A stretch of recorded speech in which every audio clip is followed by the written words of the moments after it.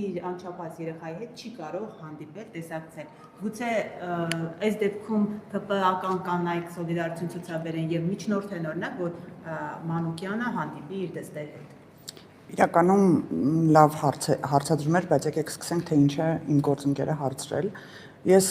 ընդդիմության այդ գործելավոճը չունեմ, որ եթե ընդդիմության ներկայացուցիչի իր հարցերը, իր խնդիրները այս ազգային ժողովի անվանից չենք բարձրացնի, կամ անընդհատ չենք շեշտադրի, որ ընդդիմության ներկայացուցիչների նկատմամբ նման վերաբերմունք է լինում, ընդհանրապես կանանց մասին է խոսքը, եւ իմ գործընկերը հարցնում էր ընտանեկան բռնության թեմայով, կանանց նկատմամբ բռնության թեմայով, օրինագծի դեմ կողմ քվեարկելուն եւ Տիկին Գալստյանը մարդու իրավունքների հանձնաժողովի նախագահ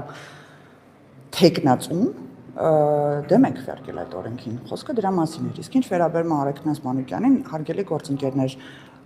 հոդվածը պետք է հիշենք եւ մեր շատ գործընկերներ, ես անձամբ նրանցից եմ տեղեկացել նաեւ, հետաքրքրվել են այդ հարցի շուրջ եւ բնականաբար այդ հարցի հետ կապված նաեւ արձագանքներ կլինեն, բայց մենք ամեն ինչ չենք բարձրացնում, ինչ թե ընդդիմության ներկայացուցիչները։ Տիկին Մինասյան կներեք, իհարկե բարձր որ դուք գործի մանրամասներին տեղյակ չեք, բայց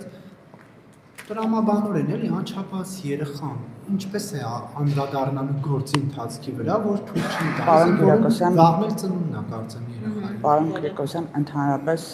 չեմ կարող մեկնաբանել, որովհետև քրեական գործի շրջանակներում ես տեղակել չեմ այդ մասով։ Խնդիրը տեսակցությունների արգելքներ, որի շուրջ քննարկումներ կունենանք մեր գործընկերների հետ եւ հետագայում նաեւ երբ իմացել եմ դրա մասին այդ ժամանակին։ Ես կարծում եմ նաեւ գործի բնույթը պետք է հասկանալ, պետք է չտարբերակենք որևիցե մեկին, նաեւ հաշվի առնելով կնոջ կին լինելու հանգամանքը եւ այս գործելավոճը ընդհանրապես ընդունելի չի իմ համար, կին է, երեխատեր, մայր է, չգիտեմ, կրծքի երեխաներ ունի եւ այլն, իր նկատմամբ քրեական հետապնդում չի կարելի, կախված է հանցագործության տեսանկյունից եւ ամենակարևորը, որ օրենքի առաջ բոլորը հավասար են։ Սա ճնշման լրացուցիչ միջոց է Արեգնաս Ես բացարձակապես այդպես չեմ կարող անցնել, որովհետեւ ընդհանրապես մեր գործելավոճը չի նման կերպ մարդուն բացարձակապես չեմ կարող։ Ընդդիմությունն ասում է, որ երբ որ Ալեն Սիմոնյանի եղբոր կնոջն էին կալանավորել, մենք բոլորս խոսում էինք այդ մասին եւ հաշվի չէինք առնում, որ իշխանական է, իշխանականի բարեկամ է, բայց դուք ոչ մեկը չեք խոսում եւ չեք դատապարտում ես դատապարտում եմ ընդհանրապես ցանկացած կնոջ նկատմամբ։ Խնդիրը այստեղ այդ քաղաքական հայացքները չեն, այսինքն եթե մարդը հայտնի չի, եթե մարդը քաղաքական նկարտումներ չունի կամ որևիցե քաղաքական թիմում արկա չէ, ուրեմն իր իրավունքների մասին չպետք է խոսենք։ Եկեք նաև հակադարձենք այն նույն ընդդիմությանը, որոնք որ ընտանեկան բռնության թեմային դեմ են քվեարկել։ Այսինքն այն կանայք, որոնք որ բռնության են ենթարկվում ընտանիքի մեջ, իրանց իրավունքների մասին չպետք է խոսել, ընդհանրապես իրանց իրավունքները չպետք է խոսել։ Դրա մասին չի խոսքը քաղաքական դեպք է եւ դուք նաև այս քաղաքական ենթատեքստը եւ ամեն ինչ հաշվի առնելով չեք արձագանքում։ Ես նկատի չունեմ ձեզ, ես նկատում եմ հարգելի գործընկերներ, ես ասացի, որ ինչը վերաբերվում է կոնկրետ դրվագին, ոչ թե քրեական գործին, որ ինչպես իրանք են մեկնաբանում քաղաքական հետապնդումներ են եւ այլն։ Կոնկրետ տեսակցության մասին մենք հետաքրքրվելու ենք եւ դրա արձագանքը կլինի։ Ես չգիտեմ ինչ պատճառաբանությամբ կարող են իրավապահամակարգը ասել, օրինակ ինչ պատճառաբանությամբ է արգելվել տեսակցությունները, ես ինքս չեմ կարող հստակեցում անեմ, որ անճշտություն չտարածվի։ Դուք ասեցիք կքննարկեք Արեգնաս Մանուկյանի եւ դստեր հանդիպման հարցը։ Ոչ, ես ասեցի, որ մեր իրավապահամակարգից կտեղեկանանք պատճառների մասին եւ հավելյալ տեղեկություն կտանք։ Այո։ Տիկին Մինասյան Լիլիթ Գալստյանը իր ելույթի ընթացքում այսպես կոչ քննադատություններ արեց, մեղադրելով իշխանություններին բռնաճնշումների մեջ, քաղաքական հետապնդումներից խոսեց։ Դուք ո՞նց եք գնահատում ընդհանրապես Հայաստանում կան այդ լրջագույն խնդիրները, մարդու իրավունքների եւ ընդհանրապես Գալստյանի այդ ուղերձների ո՞նց եք դիտում։ Ես մի կարևոր նկատառում ունեմ այս մասով, որովհետեւ իրականում ապշում եմ մարդկանց երկերեսանության վրա, որովհետեւ ես ինքս ամբիոնից խոսելիս պատմել եմ մեր հանրությանը, թե մենք ինչ աշխատանք ենք կատարում, օրինակ միջազգային հարթակներում եւ Տիկին Գալստյանը իմ հետ եւ իմ գործընկերների հետ ԵԱԿ խորհրդարանական վեհաժողովի պատվիրակության անդամ է եւ բազմիցս մենք այնտեղ Հայաստանի Հանրապետության հետ կապված, մարտահրավերների հետ կապված, գերիների հետ կապված շատ հարցեր ենք բարձրացնել եւ այսօր Տիկին Գալստյանը ամբիոնից հնչեցնում է, որ տեսանելի չեն իր համար մեր արած աշխատանքը։ Ես ուղղակի sense ապշում եմ, թե իմ աչքերին նայելով ինչպես կարող է նա դա այդպիսի բան ասել։ Գերիների ուղղությամբ Ընդհանրապես Հայաստանի առաջ ծառացած ցանկացած մարտահրավերի։ Իսկ ինչ վերաբերվում է նրա ելույթին եւ բռնաճնշումներին, մենք հարց ուղեցինք, արդյոք կա որևիցե միջազգային կառույց, որովհետեւ հարգելի գործընկերներ, ընդհանրապես պետության բռնաճնշումների, քաղաքացիների նկատմամբ իրավունքների խախտումների մասին արձանագրում է ոչ թե իշխանությունը կամ ընդդիմությունը, որովհետև ամեն մեկն էլ մի կողմ է, այլ անկախ չեզոք կառույցներ։ Մատնանշեք մեկ կառույց, որտեղ որ մատնանշվել է Հայաստանի Հանրապետության քաղաքացիների իրավունքների խախտումներ։ Կան դրվագներ, որոնք խնդրահարույց են, դա բոլոր երկրներում կա եւ բոլոր երկրներում արձանագրվում են, տարբեր զեկույցներում կարող եք ինքներդ ուսումնասիրել, բայց այդ խնդրահարույց դեպքերի հետևից մենք հետևողականորեն պետք է գնանք։ Իսկ այդ հարցերի պատասխանները հետագայում կազդեն որոշման վրա իրեն։ Բնականաբար մենք ցանկացած տեխնացուի լսում ենք եւ որևէ որոշում չունենք ում ենք ընտրելու, ում չենք ընտրելու։ Մենք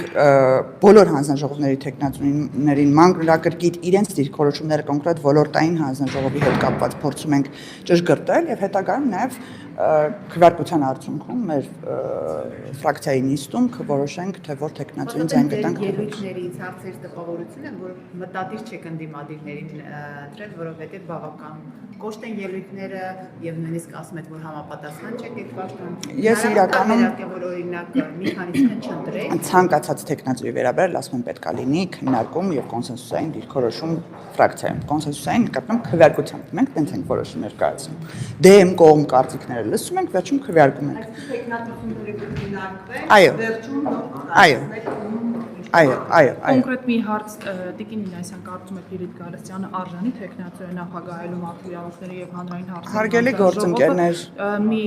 դիտարկում է նա ներկայացնում է այն քաղաքական դաշինքը, որի փաստացի ղեկավարի օրոք զանգվածային է եղել իրավունքների եւ ազատությունների խախտման դեպքերը վստահ եմ տեղյակ եք։ Ես մեր հանրությանը նաև ուզում եմ տեղեկացնել, որ Հայաստանի Հանրապետության ազգային ժողովը ձևավորվել է քաղաքացիների ընտրությամբ։ Որոշ մասը իհարկե ընտրակաշառքներով, խախտումներով եւ այլն, բայց ձևավորվել է քաղաքացիների ձայներով։ Եվ այն քաղաքացիների ձայները, որոնք որ տվել են ընդդիմությանը, ձևավորել է նաև դոնթի բանաձևով նրանց պաշտոնները ազգային ժողովում։ Այսինքն նրանք ունեն ազգային ժողովի 1 փոխոսնակ, 4 հանձնաժողով, փոխնախագահներ եւ այդ հանձնաժողովները պետքա ձևավորվեն, լիիրավ աշխատեն, իսկ նախագահի տեխնացությունը նախագահը համակարգում է ամբողջ աշխատանքը։ Բնականաբար հանձնաժողովներում ըստ նաեւ դոնթի բանաձևի մեծամասնությունը կազմում է իշխանության ներկայացվածությունը եւ հետեւաբար նախագծերը եւ քննարկումները անում են իշխանությունները։ Իսկ ինչ վերաբերում է ով է արժանի ով չէ, նորից եմ կրկնում։ Բազմաթիվ են դեպքերը, ոչ միայն նրանց քաղաքական ուժի, նրանց հետագծի, անցյալի, այլ նաև հենց հիմիկվա ազգային ժողովում տեղի ունեցած խոսույթի, խոսքերի, մտածողության տարբերությունները մեր միջև եւ հսկայական է գաղափարական ճեղքը մեր եւ նրանց միջև հաշվի առնելով նաև մարդու իրավունքները, որտեղ մարդու իրավունքների կոնտեքստում եկեք նախորդ 5 տարին հիշենք, նրանք միայն խոսում էին իրենց քաղբանտարկյալներից, իրենց քաղաքական հետևորդներից եւ ընդհանրապես քաղաքացիների, որոնց իրավունքները կարող էին խախտվել, բայց ընդհանրապես ընդդիմադիր հայացքներ չունենալ, չգիտես ինչի նրանք լռում էին։ Այդ առումով բնականաբար դա հաշվի կառնվի, բայց եկեք նորից եմ կրկնում, հաշվի առնենք, սիրելի հայրենակիցներ,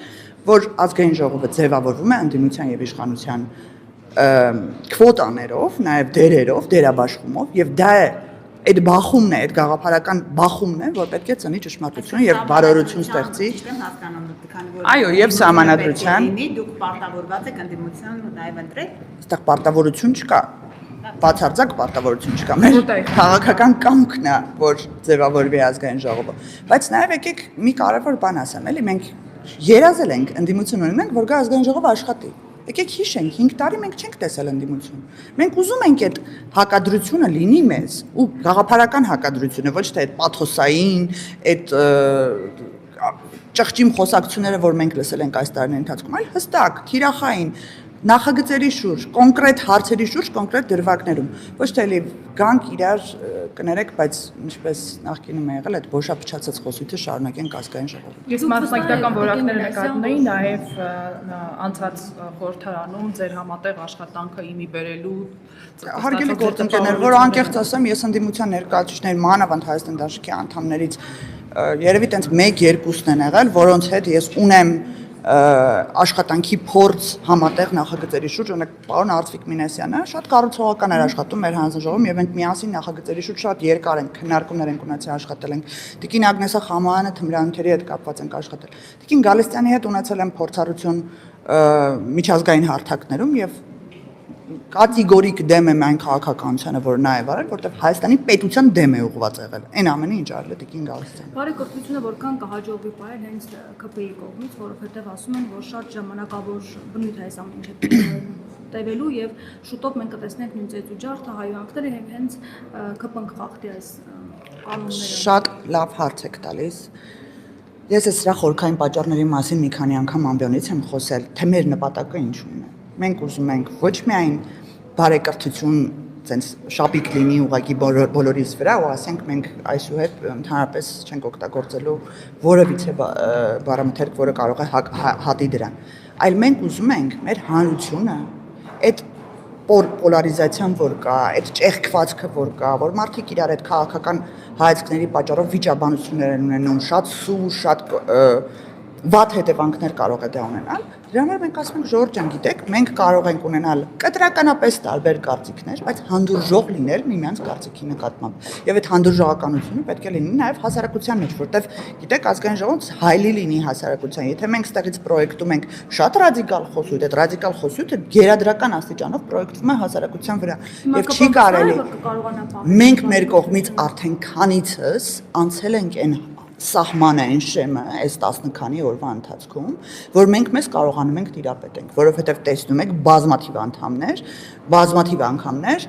ներկայացուցիչներ կան, որ իրանց դրել են այնպես դերասանական տաղանդով աստղերի տեղ ու եկել են ազգային ժողով ընդհանրապես տորպեդա արելու ազգային ժողովի աշխատանքը եւ վերածելու էլի նույն բոշափչացածի։ Ինչի համար, որտեւ այդ նույն վարկանիշը ազգային ժողովի ընկնելու դեպքում ոչ միայն մեզնից է վարկանիշ խլում, նրանցից էլ է խլում, բայց ամբողջ կառույցինն է վարկաբեկվում։ Դա հստակ քաղաքական նպատակ է։ Հստակ քաղաքական նպատակ է ազգային ժողովը, քաղաքականությունը սարքել հանրության աչքին կեղտոտ մի միջավայր, որից որ որևէ դրական բան մեր քաղաքացին չի գալու։ Հայաստանից այլևս ներողություն չէ կամ մասնավորապես Էդգար Ղազարյանից վերջ ավարտվեց այդ փուլը։ Մենք ակնկալիքներ որևիցե մեկից չունենք, մենք հանրությունն պետք է ունենա այդ ակնկալիքները։ Ես ընդհանրապես այդ մարդու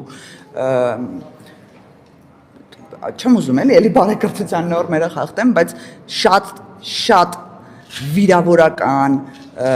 որոշ պարագաներում անդաստիրակ խոսույթը ես ազգային ժողովում կարծում եմ միայն վնասում է ուժեղ Հայաստանին եւ ուժեղ Հայաստանը պետք է մտածի դրա մասին արդյոք իրենց թիմի շարքերում կան մարդիկ կա մարդ որ տոտալ հակառակ կարծիքն է հայտնում ցանկացած հարցի վերաբերյալ երեք ձեր ճեպազրույցների ընթացքում էլա նման բան եղել ինչ ունի խմբակցությունը քաղաքական հայացքների, քաղաքական օրակարգերի, դիրքորոշումների արտաքին քաղաքականության վերաբերյալ կտրուկ հակադարձ կարծիքն է արտահայտում։ Այդ արդեն իրենք թող մտածեն իրենց վարկանիշն է։ Ես չեմ կարծում, որ սույն անձը գրամ անգամ ոչ մարգինալ հատվածում, ոչ այդ թուրք դավաճան պիտակները սիրող հատվածում, այլ հանրության լայն շերտերում ունի որևէ հարգանք։ Տիկին Մինասյան, արդյոք բարեվարկության ձեր առաջարկը երբ հնչեց ազգային ժողովում, քննարկվել է նաև վարչապետ Նիկոլ Փաշինյանի հետ կամ գլխավորությամբ, չգիտեմ, ներկայությամբ եւ իրենից է գալիս այդ առաջարկը, որովհետեւ կա այսպիսի տեսակետ, որ վարչապետը երբ կա եւ այդ հակադրությունները լինեն, օրինակ առաջինը չէ կամ նա էլ չի դիմանալու եւ նա օրինակ ձեր սահմանած խաղի կանոններին կամ առաջարկած խաղի կանոններին համաձայն մենք մեր քաղաքական թիմում որոշումներում հաշտենք միմյանց հետ մշտապես առաջարկում կողմից է եղել ինչպես է եղել դա չեմ քննարկում այլ մեր քաղաքական դիրքորոշումները միատար են եւ պարոն վարչապետը բնականաբար հակառակը նա է ջատագով էս ամենի եւ ինչպես դուք ասում եք կարող է հետագայում խախտումներ լինեն նաեւ նրա կողմից հարգելի գործընկերներ մենք տեսել է նաև մեր հանրությունը, որ մենք ինչքան էլ լինենք բարեկիրթ, դա թուլության նշան չէ։ Բացարձակապես թուլության նշան չէ ու հանկարծ փորձվեն սահմանահատել։ Ես չեմ կարծում, որ որևէ մեկին ձեռնտու է դա, նորից եմ կրկնում, ոչ իրենց, ոչ մեզ, ոչ ընդհանուր կառույցի վարկանիշին դա ձեռնտու չէ։ Դե մի բանը Նարեկ Կարապետյանը երեք ձեզ էր ասում էր մենք մեր մոտ էլ կան սպորտսմեններ եւ մենք թուլություն ունենք։ Նարեկ Կարապետյանը ցավոք սրտի երևի թե չէր կարդացել նրանց պոետների գրառումները, որ ազգային ժողովի դահլիճում կարող է լուր նստեն մի անկյուն գցած ոնց որ սույն անձն է եղել, բայց հետագայում գնան տուն եւ սկսեն այն այս դրա մասին էլ կխոսեմ մի անգամ ամբյոնից, sense ինչ որ փողոցային բարքերի վերարտադրումն է ազգային ժողովում այդ ամենը, էլի, sense դիմացդ կանգնած ոչինչ չասել, որովհետև գիտես քաղաքական թիմը առաջնորդը քո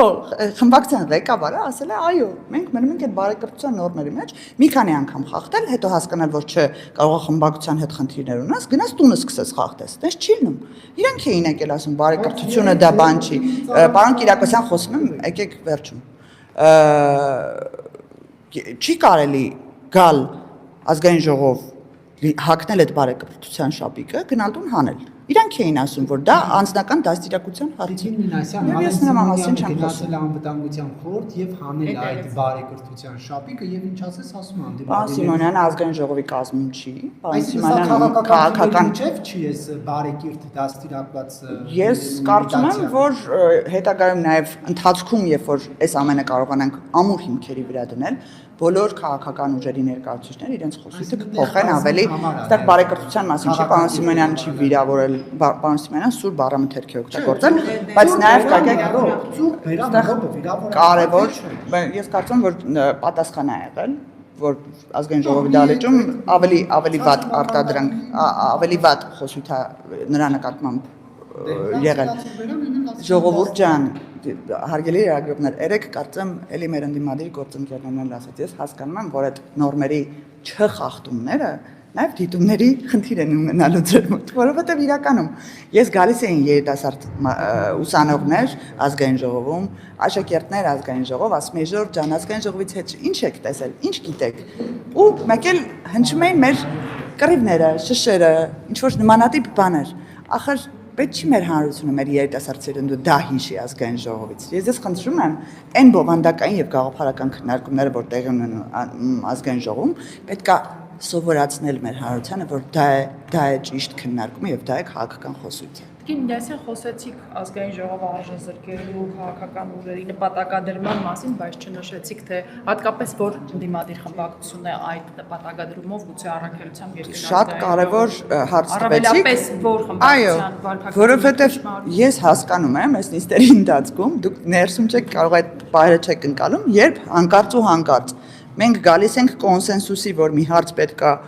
հանդարտեցված, ավելի անկյունները չսրելու ուղղությամբ աշխատանք տանել, մեկ էլ Հայաստան դաշինքը ողջևորվում է։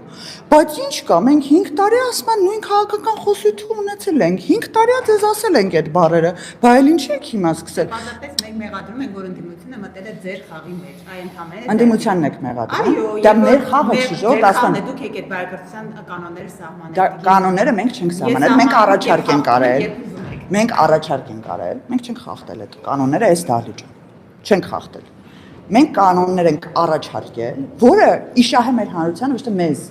մեզ չի իշահ, որտեղ մենք երկու խաղի կանոններով էլ կարող ենք խաղալ շատ լավ, իրանք են նորեկ, իրենք կարող է չկարողանան ունենալ այդ փորձառությունը։ Իսկ ինչ վերաբերում է Հայաստան դաշինքին, շատ ծանր են տանում։ Ոնց, բա մենք դրան ենք սովոր, բա մեր մարգինալ հատվածը, բա մեր այն ժողովուրդը, որ ինձ 5 տարի սնել են կատելությամբ, բա իրանց ինչ ենք ասելու ամբյոնից, ոչ են գալու ասեն կառուցողական քննարկում ենք անում այս թուրք դավաճանների հետ։ Այ այդ քաղաքական ուժը անկյուն ամղվում արդեն։ Իսկ եթե այդ քաղաքական ուժերը լքեն քաղաքական դաշտը, հավաստիացնում եմ ձեզ, մեր հասարակությունը շատ ավելի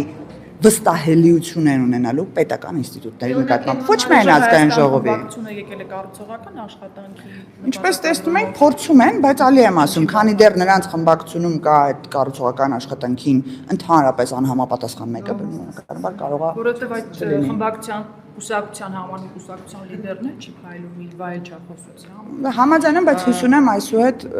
փոփոխություններ տեղի կունենան, որովհետև ելի եմ ասում, դա ոչ մեզ է հարմար, ոչ իրենց, դա հասարակության համար է։ Եվ ոչ միայն հասարակության, Ժորժ ջան, կարևորագույն հարցեր այստեղ քննարկվում, թե պետական անվտանգային քաղաքականության, թե քաղաքացու-սոցիալական հարցերի վերաբերյալ։ Մարդիկ չեն լսում, մարդիկ օրենքներից տեղակ չեն ելնում, որովհետև իրենց կարծիքով ազգային ժողով միայն իրար վիրավորելու տեղ է։ Ես կարծում եմ դա պետքա փոխվել։ Տիկին Մինասյան, երբ քարոզարշավներ ընթանում եւ բավականին սուր բառերով վիրավորական էթիկայի սահմաններից անդին անցնող բառեր էին հնչում նաև ձեր ուժի կողմից, հա, ձեր ուժի ղեկավարի կողմից։ Ինձ հետաքրքիր է արդյոք դուք արել եք բարեկրթության նորմեր հենց քարոզարշավի ընթացքում սահմանելու։ Միակ քաղաքական ուժն ենք հարցս ավարտում էլի եւ օրինակ այդ կզացնելու, չոփացնելու եւ մնացածի հետ կապված դուք ինչ դիրքորոշում ունեք։ Ես կարծում եմ վարչապետը ցանկացած իր պորտկման համար հետագայում ինքը արձագանք է տվել եւ այդտեղ ընդհանրապես կարիքը չկա մեր կողմից որևիցե ձևով դրան արձագանքելու, որտեվ հենց պարոն վարչապետն է, որ առաջինը ուզում է այդ մթնոլորտը փոխել։ Իսկ ինչ վերաբերվում է քարոզարշավից առաջ եւ հետո, բնական է Ժորժ ջան, քարոզարշավների ընթացքում շատ է սրվում ոչ միայն խոսույթը, այլ քաղաքական իրավիճակը, հանրային մթնոլորտն էլ շատ է սրվում։ Եվ դա քարոզարշավների տենդենսն է, եթե գնաք այլ երկրները նայեք, ասենք, չգիտեմ, Ամերիկայի ընտրությունների ժամանակ մարդիկ կարող են ընդհանրապես իրար հետ չխոսեն ու շատ ավելի սուր բառապաշարով խոսեն։ Այստեղ խնդիրը հետագան է, ազգային ժողովի դերն է ու նշանակությունը։ Մենք այդ նշանակության շուրջ ենք բանավիճում եւ ասում ենք, այդ նշանակությունը պետք է նպատակին ծառայի։ Իսկ ինչ վերաբերում է մեր քաղաքական ուժին, հարգելի գործընկերներ, ես ձեզ խնդրում եմ ուղղորդեք մեր քաղաքական ուժերին ունենալ այն էթիկայի կանոնագիրքը, որը մենք ենք ստեղծել մեր քաղաքական ուժերի համար։ Աշխատում է պարոն Կիրակոսյան եւ մենք ինքներս հայեց քաղաքացուն ինչի չաշխատեց այդ էթիկա։ Պարոն Սիմոնյանը ներողություն է խնդրել այդ քայլի համար։ Ես չեմ տեսել որևէ քաղաքական գործչի, որևէ քաղաքական թիմից, որ իր արած որևէ քայլի համար ներողություն խնդրի։ Մարդկանց զինվորների մահն են ցանկանում, չեն գալիս ներողություն խնդրում։ Մեզ ինչ չէ զինվորներից։ Բայց օրինակ դուք վարչապետի Մենք մեր արած ցանկացած գործողության համար քննարկել եք այդ կանոնը։ Ես նորից կրկնեցի, որ պարոն վարչապետը ինքն է արձագանքում առաջինը իր ռետորաբանությամբ։ Իսկ ինչ վերաբերվում է ուրեմն վարչապետը չի ընդհանրում կանոնագիրն է քննարկվում է ներքին քննարկումները երբեմն բաց են, երբեմն փակ են։ Մեր խնդիրը հետևյալն է։ Մենք ինքներս մեզ կարողանանք սահմանափակենք որևիցե ձևով եւ ունենանք այդ կանոնները, որի մեջ պետք է խաղանք։ Պորտկումներ կարող են լինել, դրա համար մենք մեր պատասխանատվությունը կրում ենք հանրության առաջ եւ հանրությունն է հետագայում գնահատում այդ պորտկումները ինչ աստիճանի գնահատականի կարող է արժանացնել, իսկ ինչ վերաբերում է ազգային ժողովին, ես կարծում եմ, որ ազգային ժողովը պետք է էթիկայի հանձնաժողովի շրջանակներում եւ այդ էթիկայի հանձնաժողովը պետք է ունենա այդ վարքագծի կանոնները, որի շրջանակներում մենք պետք է լուծենք հարցերը։ Ասում են այն տիկնոջը արաբկիրում ասում են, եթե դու ռոբն ես, ես քեզ սատկացնելու եմ, հա։ Պարոն Կիրակոսյան, ես ոչինչ չեմ կրկնելու։ Դրա համար ես ինչ ասեցի, որտեղ կարող եմ դրվագ հետ կապված պարոն վարչապետի լայվերը, նայեք մեր քարոզարշավի լայվերը, պարոն վարչապետը մեկնաբանել է հստակ իր քաղաքական խոսույթը հերթականությամբ երբ ինչ է ասել ու խոսքը ընդհանրապես այդ տիկնոջը չէր ասում։ Ինչ վերաբերվում է նրան, թե դուք անընդհատ այդ նույն հարցը կրկնեք, ես նորից եմ ասում, սահմանագից պետք է քաշենք մի օր։ Չէ, պարզապես Սահմանագից պետք է որ այդպեսի խոսույթ է օգտագործել, եւ հիմա խոսում է բարեկրթությունից։ Իսկ անվստահելի չի դառնում այն ուժը, որ ընդհանրապես երբևիցե ներողություն չի խնդրել իր արած որևիցե քայլի համար։ Բայց երբեք այդպեսի խոսույթ որևէ քաղաքական ուժ չի կիրառել, տիկին Մինասյան։ Ես կարող եմ բերել ձեզ օրինակներ, գիտեք ինչն է հետաքրքիր, որ դուք ինչ որ պորտկումները բարերի մակարդակով կարող եք խնդրահարույց համարել, բայց այն որ մարդուն համարում են կամ մեր Հայաստանի Հանրապետության ժողովրդին ասում են ժեղ, ասում են ադրբեջանա-թուրքական հեղափոխություն անողներ, այդ ամենը վիրավորական չեք ընկալում։ Մի տեսակ չեք ընկալում։ Չեք լսել այդ բաց հարցերը։ Հիմա շատ Ես նորից եմ կրկնում, իմ կարծիքով մենք պետք է նաև կարողանանք ճիշտ գնահատել այն քաղաքական օրակարգերը, որի շուրջ ձևավորվում է խոսույթ եւ որը ներարկվում է հասարակության մեջ։ Այդ ներարկումը հասարակության մեջ տեղի է ունենում այստեղից։ Եվ այդ ներարկումը պետք է դադարի կոնսպիրոլոգիկ դաշտից դուրս գալ եւ հիմնվել փաստերի վրա։ Տիկին Մինասյան առաջիկայում ազգային ժողովի վերվելու կառավարության ծրագիրը ինչ ակնկալ եք 2031 թվականների ծրագրից եւ ծանոթ ծրագրին ինչ Ծրագիրը մեր նախընտրական ծրագրի համահունչ տարբերակն է։ Մենք նախընտրական ծրագիրը կազմել ենք այնպիսի թվային համակարգով, որը որ ունեցել է մեր 7 տարվա փորձ, այսինքն ոչ ճոխ տենց հեքիաթներ ենք գրել, ոնց որ մեր ընդդիմություններ մեր ժողովրդից ակնկալում, որ կհավատան այդ հեքիաթներին, այլ հստակ թվային ծրագրեր, որի շուրջ մենք այս ընթացքում 7 տարվա ընթացքում ունեցել ենք թվային պատկերներ, գիտենք, որ 5 տարվա ընթացքում կարող ենք կրկնապատկել դա, սկսած կրթության ռազմավարությունն է մեր գերնպատակը լինելու ամենակարևոր բանը ավելացնել մեր պետական կառավարման շրջանակներում դա նաև կրթված եւ ավելի պրոֆեսիոնալ անձնակազմ ունենալն է, գիտեք, պարոն վարչապետ, նաև նշանակումներ է կատարել կադրային բանկից, որը ձևավորել է միջազգային համալսարաններն ավարտած մարդկանցից։ Դրանից բացի մենք բազմաթիվ ծրագրեր ունենք տնտեսության դիվերսիֆիկացիայի համար, երկրորդ ամենակարևոր թևը կհամարեմ տնտեսության դիվերսիֆիկացումը։ Ես կարծում եմ, որ կառավարության ծրագիրը կա ինքներդ ավելի հստակ թվային պատկերներով կիմանաք երբեք կառավարությունը գալու իր ծրագիրը ներկայացնել։ Օ, շատ բարդ բան եք ասում, որովհետև մեր ազգային ժողովի հստակ ժամկետ կա։ Ես գիտեմ ժամկետների մասին, ասում եմ բարդ բան եք ասում, որովհետև մենք այս նիստերը պետք է ավարտենք ձևավորի ազգային ժողովը քվեարկություններ պետք է տեղ ունենան դրանց, հետո պետք է գա կառավարության կառուցվածքային փոփոխություն, որը այս նստաշրջանի օրակարգի մեջ է։ Կառուցվածքային փոփոխությունից հետո նոր այդ ընթացքի կարող է ընդմիջում լինի, կարող է չլինի միանգամից իրար հետ կպնեն, կառավարության ծրագիրն է գալու եւ ազգային ժողովը կլսի եւ իր գնահատականին կարժանացնի։ Ուզում եմ ասեմ 22-ից շուտ չի լինի դա։ Այդ չեմ կարող ասել։ Բայց ժամկետներ չեք խախտի, չէ՞։ Չէ, բացառվում է։ Մենք երեք էլ առաջարկ ունենք նիստեր ավելացնել։ Շնորհակալ